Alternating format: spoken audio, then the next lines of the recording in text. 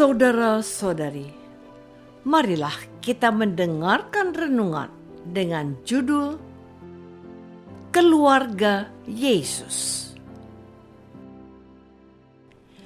yang berdasarkan pada Injil Markus bab 3 ayat 33 dan 35. Jawab Yesus kepada mereka, "Siapa ibuku dan siapa saudara-saudariku? Barang siapa melakukan kehendak Allah, dialah saudaraku laki-laki, dialah saudaraku perempuan, dialah ibuku." Dalam nama Bapa dan Putra dan Roh Kudus. Amin.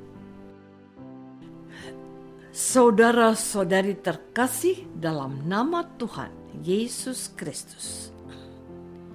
Pada hari Minggu ini, kita berkumpul di rumah Tuhan untuk memuliakan Tuhan yang sudah bangkit dan memberikan damai sejahtera kepada kita semua.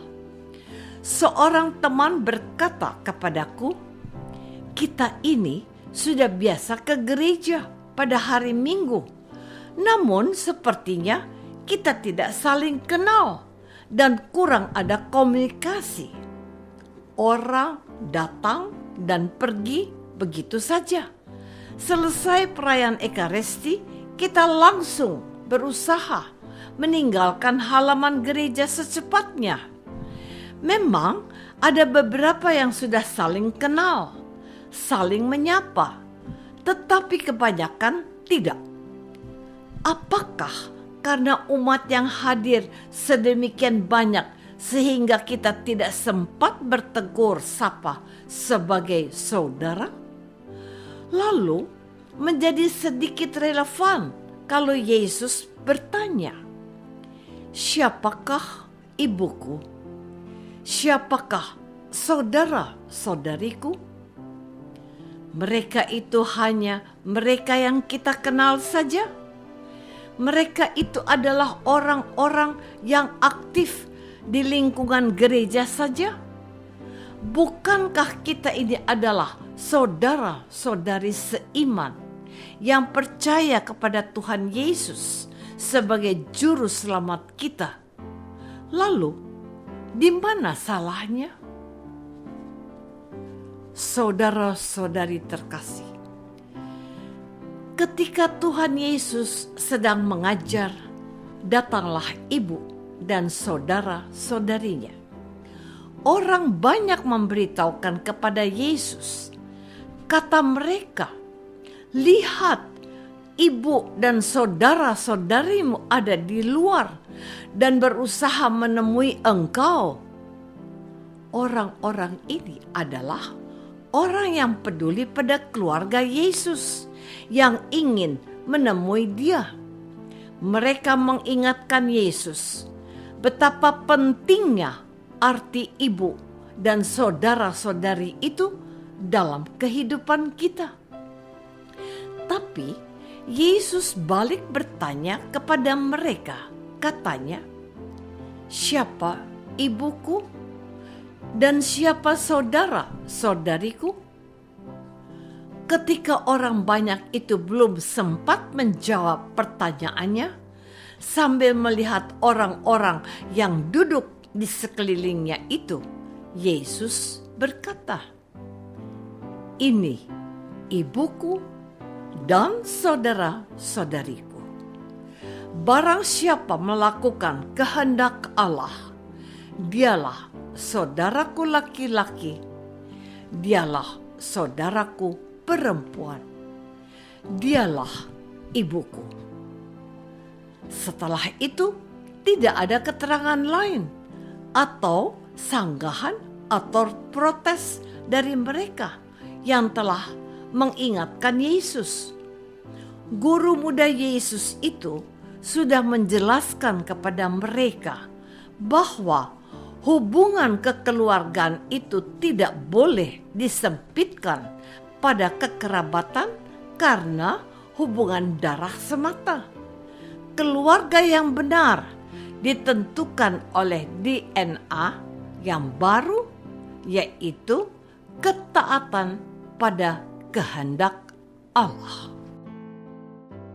Saudara-saudari terkasih, saya ingin bertanya kepadamu, apakah Tuhan Yesus tidak menghargai kehadiran ibu dan saudara-saudarinya itu yang ingin menemui dia? Penginjil Markus tidak memberikan penjelasan apa-apa tentang hal itu. Yang terpenting bagi Markus bahwa para pendengarnya harus mengetahui konsep baru persaudaraan yang harus membuat cakrawala berpikir mereka tidak dibatasi oleh kebekuan pemikiran sempit. Saudara itu ditentukan oleh hubungan darah.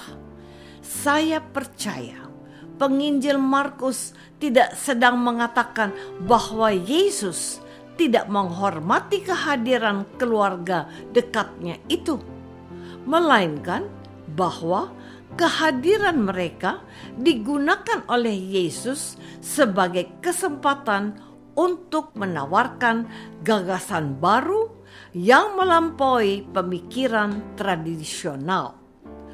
Orang Yahudi itu menyebut seseorang itu sebagai saudara atau kerabatnya karena kedekatan hubungan darah. Apa itu salah? Tentu saja tidak. Bagi orang Yahudi, sesama itu hanyalah mereka yang menyembah Yahweh dan sebangsa dan sedarah Yahudi. Orang yang sudah bercampur darah dengan orang lain karena perkawinan mereka tidak bisa disebut saudara atau sesama mereka. Struktur berpikir dan konsep pandangan seperti ini mau dirombak oleh Tuhan Yesus dengan menegaskan bahwa keluarga bagi Yesus ini ibuku dan saudara-saudaraku.